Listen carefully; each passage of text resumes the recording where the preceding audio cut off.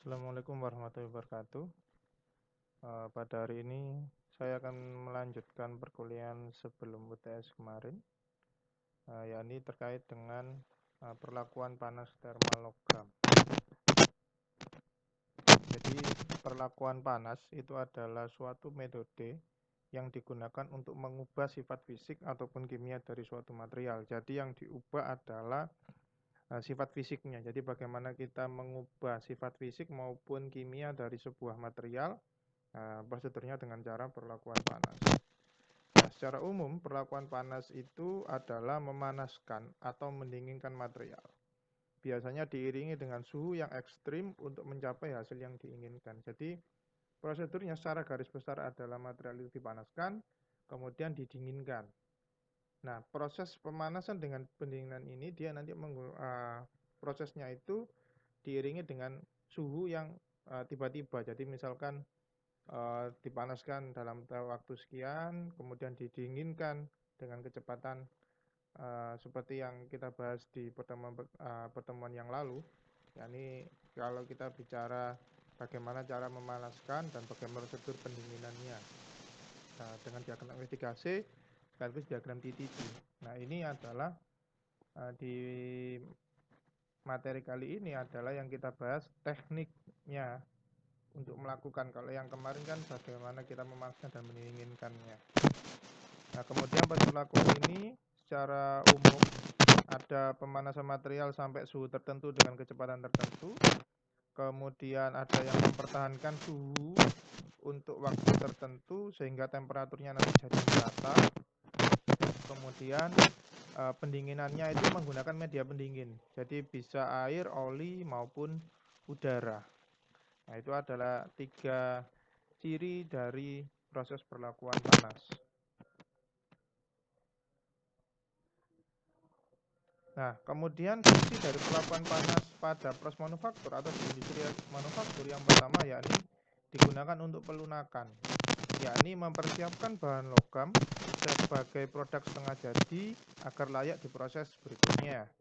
Kemudian ada juga fungsinya adalah untuk pengerasan, yakni mempersiapkan bahan logam sebagai produk jadi agar punya sifat mekanis yang optimum. Jadi secara umum penggunaan dari perlakuan panas thermal itu kalau di industri manufaktur ada 2, yakni di pelunakan dan juga pengerasan.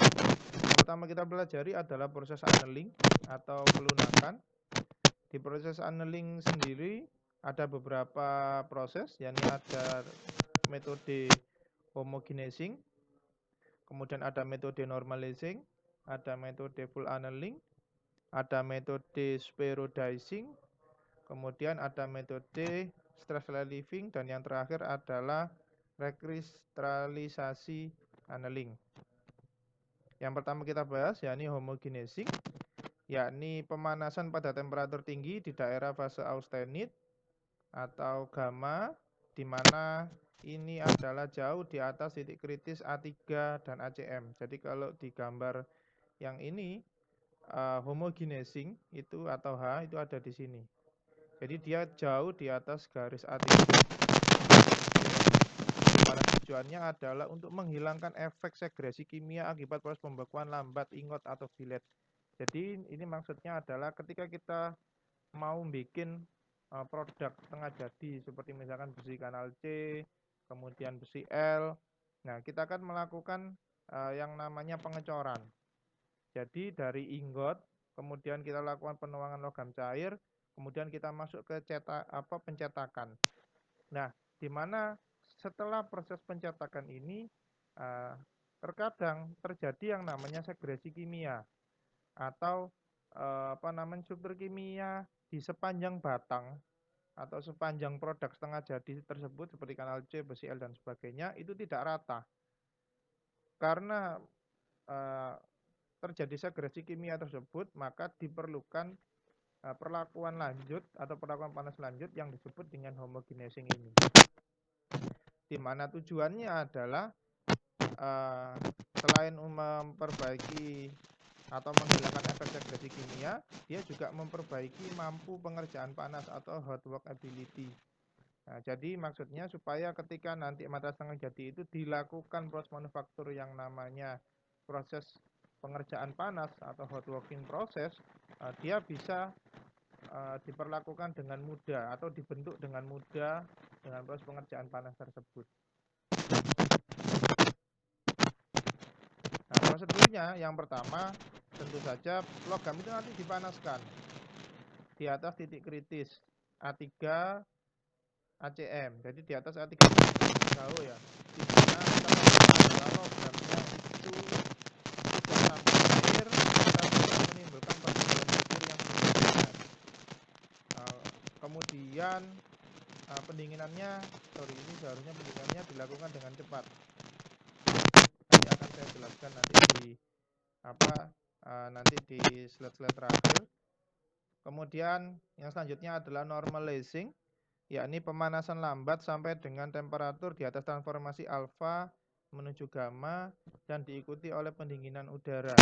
Jadi kalau di kurva ini Fe3C kita penentuan suhu normalizingnya adalah di yang warna kuning. Jadi dia tetap di atas garis A3 ACM. Tujuannya adalah menghilangkan ketidakseragaman mikrostruktur, kemudian mengeliminasi tegangan sisa, serta meningkatkan keseragaman dan penghalusan ukuran buktir. Atau nyatanya misalkan sebuah benda akan kita lakukan proses hot working atau proses pengerjaan panas dengan metode itu penempaan, ekstrusi atau penarikan, serta rolling atau pengerolan. Di mana sebelum proses ini terjadi setelah proses ini maka terjadi ketidakragaman reduksi sehingga perlu dilakukan normalizing. Jadi setelah proses ini. Jadi kalau yang homogenizing tadi itu sebelum proses hot working, kalau normalizing ini setelah proses hot working. Bedanya di situ. Di mana karakteristik dari proses normalizing ini adalah temperaturnya sedang, kemudian pendinginannya pakai udara, dan waktu prosesnya lambat. Karena dia didinginkan dengan udara, maka kecepatan prosesnya juga lambat atau rendah. Prosedurnya adalah memanaskan logam di daerah austenit, yakni 50-60 derajat di atas garis A3 dan ACM. Kemudian didinginkan dengan udara. Jadi di sekitar 50-60 derajat di atas garis A3 ataupun ACM. Nah, nanti penentuannya ya tentu saja berdasarkan karbon ya. Jadi karbonnya itu nanti misalkan 0,8. Misalkan di sini 0,5 misalkan. Nah, kemudian kamu tarik dulu di atas A3-nya.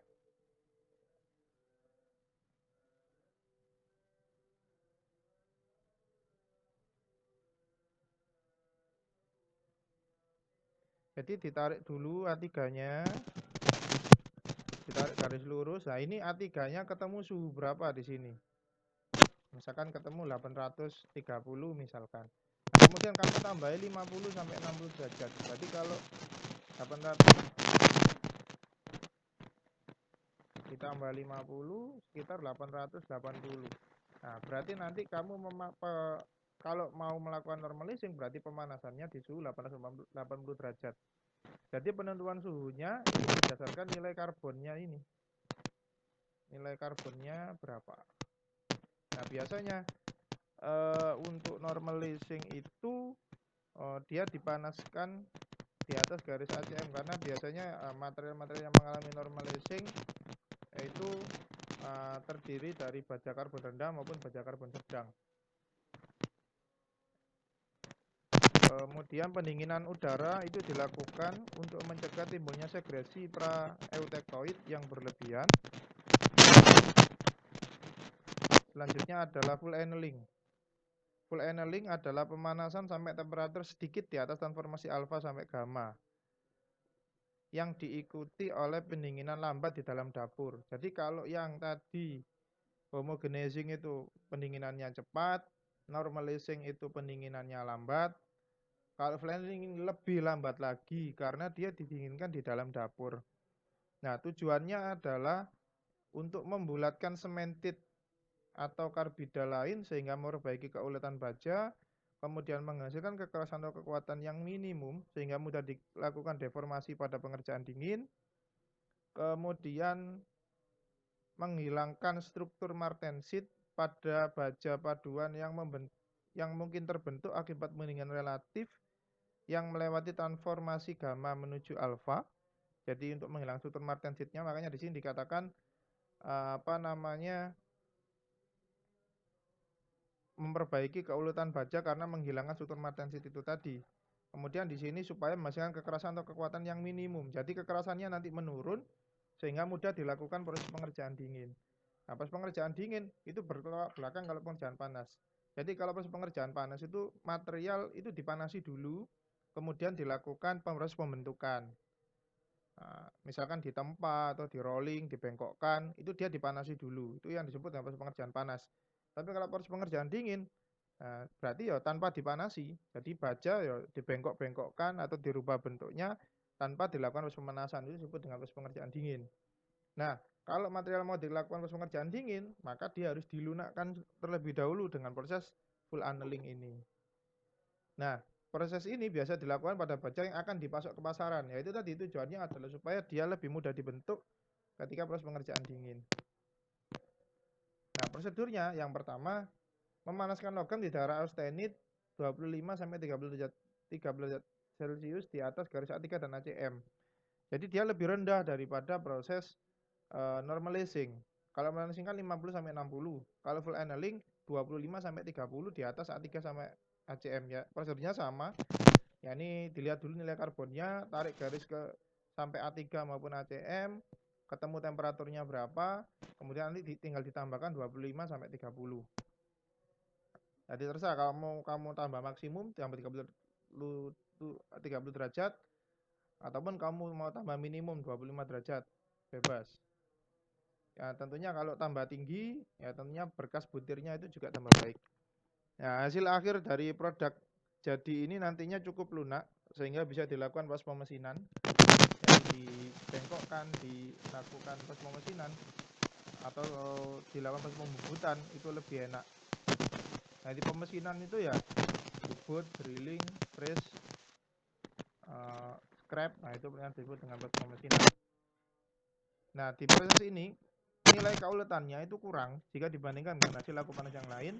Namun proses ini dapat membentuk gram yang baik saat pemesinan. Maksudnya butir gramnya itu jadi lebih tipis atau lebih bulat butir gramnya ketika dilakukan proses pemesinan. Istilahnya coro di mesin bubut itu lebih gamo atau lebih enak bubutnya.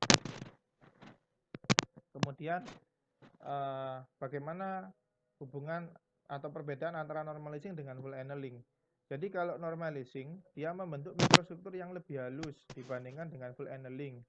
Meskipun pemanasannya dilakukan pada temperatur yang lebih tinggi akibat laju dari pendinginan yang lebih cepat. Jadi kalau proses annealing ya kan dia agak lebih rendah, yaitu tadi 25 sampai 30 di atas garis A3 tadi atau ACM tadi.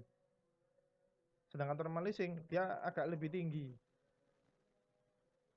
Kemudian dari proses pendinginannya annealing juga beda didinginkan dengan di dalam dapur. Full annealing normalizing didinginkan dengan udara. Kalau dari dua-duanya sama-sama dilakukan pendinginan lambat untuk persamaannya, tapi hasil akhirnya beda. Normalizing dia mikrostrukturnya nanti lebih halus untuk mikrostrukturnya. Nah, proses annealing yang lainnya ada yang namanya spherodizing. Dia tujuannya adalah meningkatkan machine ability atau mampu mesin pada baja yang akan dimesining atau dilakukan proses pemesinan serta meningkatkan ketangguhan logam yang rapuh. Jadi maksudnya adalah di sini misalkan baja itu mau dilakukan pemesinan, mau dibubut, mau di-press, mau di-scrap, maka supaya dia kalau di bahasa bengkelnya itu lebih gamo dilakukan proses pemesinan, maka dilakukan spherodizing. Nah, proses ini kenapa dilakukan? Dikarenakan beberapa produk itu mensyaratkan karbida yang tinggi agar punya ketahanan arus yang tinggi. Jadi maksudnya ada beberapa produk, supaya produk tersebut tahan arusnya tinggi, karbidanya harus banyak. Konsekuensinya ketika karbidanya banyak, maka material itu akan lebih keras. Nah, supaya material ini yang karbidanya banyak ini bisa dilakukan machining, maka dilakukan spherodicing sehingga dia bisa di machining sekaligus ketahanan arusnya itu tinggi karena karbidanya tadi yang banyak. Nah, tapi jika karbidan, jadi tujuannya ini dan ini karbidanya struktur mikronya dirubah menjadi perlit sehingga ketangguhannya rendah, makanya bisa dilakukan proses pemutihan itu tadi. Jadi mengubah bentuk karbidanya. Nah, prosesnya atau caranya adalah jika struktur awal dari material itu adalah ferrit, maka produk dipanaskan selama 16-24 jam. Jadi holding time-nya 16-24 jam pada temperatur 200°C. Kemudian jika struktur awalnya adalah martensit, struktur keras, maka produk dipanaskan hanya 1-2 jam. Jadi kalau strukturnya adalah martensit, pemanasannya holding time-nya, waktu penahanannya agak lebih cepat, yakni 1-2 jam. Temperaturnya sama, sekitar 700 derajat Celcius. Nah, struktur mikro yang dihasilkan adalah struktur spheroid dari karbida, yakni struktur yang membulat dari karbida. Contohnya ini, di A, struktur perlit dengan sementit di atas butir pada baja karbon tinggi sebelum perlakuan panas seperti ini. Jadi strukturnya gede-gede. Kemudian setelah dilakukan proses spherodizing, struktur sementit nanti membentuk spheroidal atau bintik bulat. Jadi dia itu membulat kecil-kecil yang tersebar pada ferrit sehingga metriknya itu dari hasil perlakuan spherodizing. Jadi sangat berbeda sekali ya. Jadi asalnya dia besar-besar berkas butirnya, dengan spherodizing dia jadi kecil-kecil. Tapi di sini karbidanya masih tetap ada. Karbidanya tetap ada sehingga ketahanan ausnya itu tetap tinggi. Nah, itu kalau di spherodizing. Kemudian stress relief annealing. Dia pemanasannya sampai dengan di bawah temperatur kritis 550 sampai 650 derajat Celcius untuk baja karbon dan paduan rendah. Jadi kalau baja karbon rendah itu sekitar 550 sampai 650 derajat Celcius. Kalau baja perkakas atau baja tool steel, yakni di angka 600 sampai 750 derajat Celcius pemanasannya.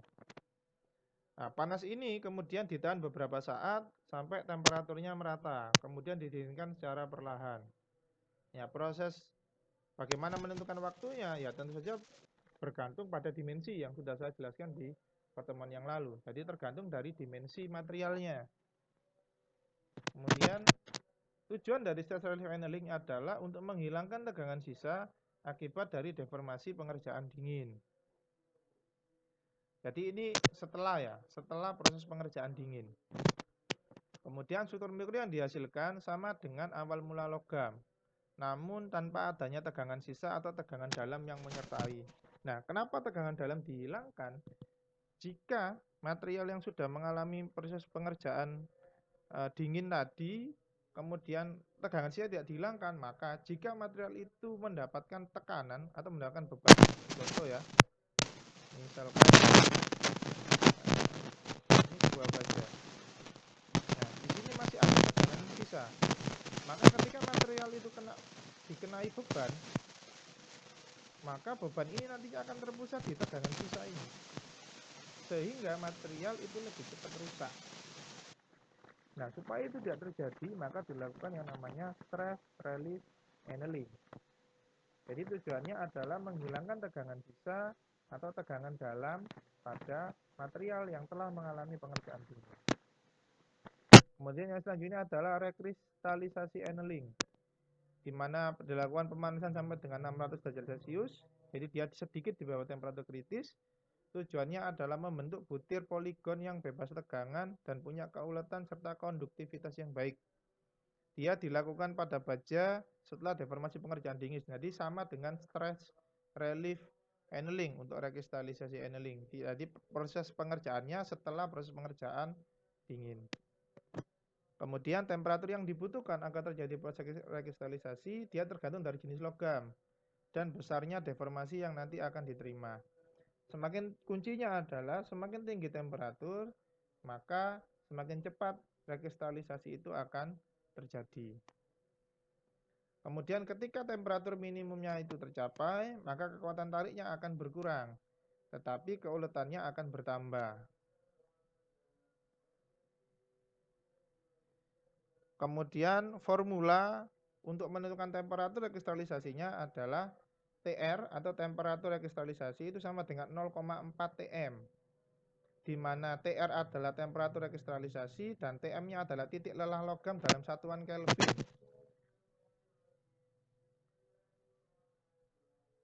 Jadi titik lelah logamnya nanti dicari dulu berapa pada satuan Kelvin ya. Kemudian nanti dikali 0,4 itu nanti ketemu berapa suhu rekristalisasi annulingnya. Dan di sini kata kuncinya adalah satuannya Kelvin. Jadi kalau diketahuinya satuan Celcius ya dirubah dulu ke satuan Kelvin. Kalau satuannya diketahui temperaturnya Reaumur ya dirubah dulu ke Kelvin. Baru nanti dikalikan 0,4, nah, maka nanti ketemu berapa suhu atau temperatur proses rekristalisasi annealing tersebut. Kemudian selanjutnya adalah ini untuk proses pendinginannya. Jadi ada quench annealing. Dia dilakukan pada baja jenis austenik yang dihomogenizing dan rekristalisasi annealing, di mana diikuti dengan cepat untuk menghindari terbentuknya endapan karbida, terutama pada beras butir. Jadi kuncinya untuk quench annealing, jadi proses annealing dengan pendinginan cepat, dia dilakukan pada material yang mengalami homogenizing dan juga rekristalisasi. Jadi dia didinginkan cepat. Kenapa dengan cepat? Ya itu tadi, supaya menghindari terbentuknya endapan karbida terutama pada batas butir. Kemudian yang selanjutnya adalah isothermal annealing, yakni pendinginan cepat sampai temperatur di bawah daya tahan formasi, kemudian ditahan 1-2 jam, selanjutnya diikuti pendinginan udara. Nah, proses ini disebut dengan gray crystallization annealing. Caranya yakni baja dipanaskan pada suhu yang lebih tinggi dari suhu kritis, kemudian ditahan untuk waktu yang lama, lalu cepat didinginkan ke suhu kamar dengan udara. Kata kuncinya adalah cepat didinginkan ke suhu kamar dengan udara. Jadi pendinginan udaranya tidak pakai udara terbuka, tapi pakai udara yang bertekanan. Jadi seperti di sebelum kompresor lah. Jadi pakai udara yang bertekanan supaya pendinginan yang terjadi itu ada pendinginan cepat. Tujuannya adalah membuat transformasi dari austenit menjadi perlit. Kemudian diperlukan waktu lama untuk menyelesaikan full annealing, terutama untuk baja karat austenitic super cold. Sedangkan untuk anil isothermal itu dapat sangat mempersingkat waktu anil. Proses ini dilakukan untuk baja karbon tinggi, yakni kadar karbonnya di atas 0,6%, kemudian baja berkakas, serta baja paduan, di mana jumlah elemen paduannya itu lebih besar dari 10%. Nah, isothermal annealing ini dia juga membantu untuk mendapatkan jaringan dan sifat material yang seragam, tetapi tidak cocok untuk dimensi besar. Jadi isothermal annealing ini hanya bisa dilakukan pada material dengan dimensi-dimensi kecil. Baik, demikian yang bisa saya sampaikan pada pertemuan hari ini. Semoga dapat bermanfaat, dan jika ada yang mau ditanyakan atau masih ada yang belum jelas, bisa ditanyakan di forum Classroom yang pada mata kuliah saya ampuh. Demikian yang bisa saya sampaikan, kurang lebihnya saya mohon maaf. Saya akhiri pertemuan hari ini. Wassalamualaikum warahmatullahi wabarakatuh.